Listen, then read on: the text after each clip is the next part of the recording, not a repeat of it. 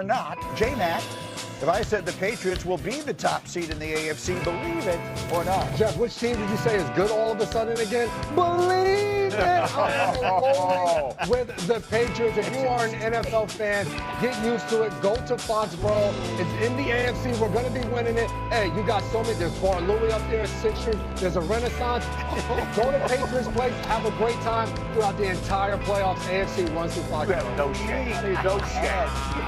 Right now, the Bears are the top spot in the NFC. If I said they're going to wind up the 1 seed, believe it or not. Well, I'm not. Don't make reservations in Chicago. I don't know these places. Gibson's, Hugo. Yeah. You don't need to have a hot dog from up there or whatever. Wiener Circle, they're free today. Go ahead. This team has been really successful so far, but I think the coach himself will point out that they have some limitations in the passing game. The defense has been living on turnovers. They have a 17 turnover differential. That'll balance out the rest of the way. I think they'll lose a couple. They'll definitely get in the playoffs. And then, Jeff, let's get to our favorite. The Cowboys will make the playoffs. Believe it or not. Believe it! Whoa! I gave them a 0% chance. 0. And since the trade that this team is on, they're the scariest team in the NFL right now. And the crazy, and listen, this goes to Dan Graziano, as he's affectionately called. He always tells us that this division, it is not, since 21 years, the same team is not going to win it again. He kept saying, he put some kind of voodoo witchcraft on this thing, and he texts us during the game, y'all, just little eyes. That's all he sends us, and we know things are going to spiral from there. That's good, Chad. Don't the Bears look good? Like, you're playing well. The Tuesday show has a group chat. You gotta have it, Jack. Anyway, I'll pretend I didn't mention that. Let me show you what's going on. The Cowboys play at Detroit on Thursday night, okay? Our analytics say if the Cowboys win that game, their chances of making the playoffs double. If they lose, they fall back down to 8%. They're basically cooked. It's a playoff game for Dallas on Thursday night. If they're going to be a wild card, they need to win out for sure. That's going to be very challenging to get in as a wild card because they're sitting with 3 fewer wins than the Niners, who are currently in the 7th spot. But in the NFC East, if the Cowboys keep on winning and the Eagles start to fall a little bit, that could be the path. And so we start looking ahead to Thursday night's game, which again is a monster one. And let's start with the injury piece of this. Amon-Ra St. Brown, that's a team that's already without its tight end Sam Laporta. Are they going to be without Amon-Ra St. Brown? He did not practice yesterday. He's got a sprained ankle that he suffered in last Thursday's game. So while it is a full week, it's still a tight turnaround 1 week to the next to try and get back for it. Look, everything you hear on this guy is toughness. You know, he's played through stuff. Like, don't rule him out. But if he doesn't practice again today, it starts to look a little bleak. And they put another cornerback on IR, Carrion Arnold, yesterday. So, yeah, they're I watched what Jordan Love did to that defense on Thursday. Yes. And I'm thinking to myself, Pickens, Lamb, in a game where you know weather isn't going to be a factor. You know, there's not going to be, it's guaranteed to be no wind, guaranteed to be no precipitation. Cowboys could be very tough. Yeah, I think this is a good matchup for the Cowboys, especially at this time. The offensive line for the Lions isn't the same as it was before, and this defensive line for the Cowboys is playing incredibly well. Put on top of those receivers that Dak doesn't seem to be making very many mistakes right now. And you attack down the field to guys like, Pickens. That man is incredible. Every time you get the ball to him, he's outstanding. Well, I got 2 corners sitting here, so let's just have a momentary serious conversation if we can. You got George Pickens on one side, you got CeeDee Lamb on the other. What are you going to do? And it's tough because you just mentioned Carrion Arnold going to IR. The Lions play man. That's what they pride themselves on, being able to get up in your face and win. We watched the Chiefs do that this past Thursday. They got up in the face. They put McDuffie on Lamb. They had Watson out there. You just can't do it. You can't go out there and to answer your question, Greedy, blitz.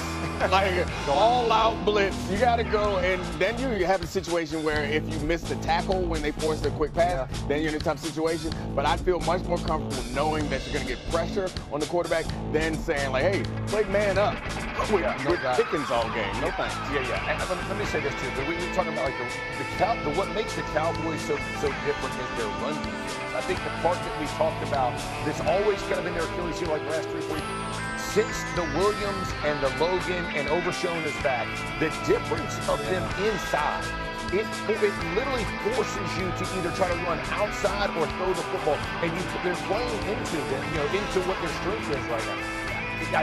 I can tell you this, I would have never believed a turnaround this significant can occur this fast.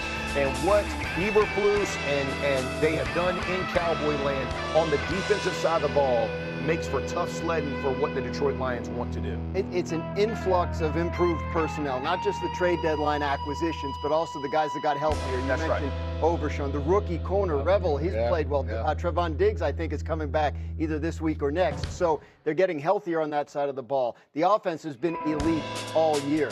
The vibes around that team are good. Brian Schottenheimer has done an outstanding job of setting the right tone in that building, keeping them all together. They are emboldened by the knowledge that the Eagles cannot possibly win the division because they won it last year. So I mean, if they win this game Thursday, my goodness, it's all systems go. Give me a few betting thoughts on this important ball. Point spread was Detroit -5 in the open. It was nothing but Dallas money not to get all the way down to 3. We're talking 3 on the road. That's basically your home field edge. Big edge for Dallas here. If you're going to have to play on the road on a Thursday, they get a full week to get ready. They don't have to turn around in 4 days' time. It's a big spot for them. How about Dak for MVP? That's another thing that I've heard people suggesting, that with the way this team has rebounded here in the second half of the season, the way they're playing defense, the way they have gone through this unimaginable tragedy, and the way that Brian Schottenheimer has navigated through it, that all of a sudden his name is coming up a little bit in some Coach of the Year conversation, and Dak's name is coming up in the MVP conversation. May is your favorite, Stafford second, and then there's a drop-off to Prescott, who's sitting around 15-1. The key for Prescott, and when we're handicapping this award, it's not just about the wins and the stats, it's about the voters. You got to get inside the mind of the voters. A lot of times they don't want to give you the third straight MVP like with Nikola Jokic and Joel Embiid. You got to factor this stuff in. Prescott's going to play primetime standalone game right here on a Thursday.